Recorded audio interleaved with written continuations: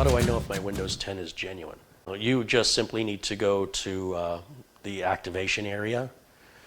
You can go to System in your control panel and look to see if Windows is activated. If Windows is activated, as far as Microsoft is concerned, you're genuine. If it's not genuine, it'll pop up and tell you you may be a victim of software piracy or software counterfeiting.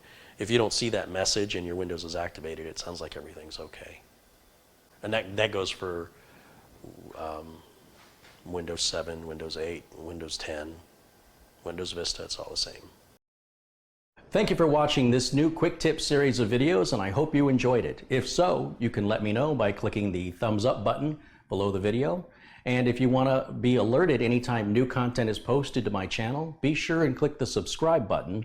After that, you'll see a little bell icon appear. Be sure and click the bell icon and make sure that the notification button is checked and how you want to be notified. That's going to wrap it up for this video. I'll see you all again very, very soon. Until then, bye for now.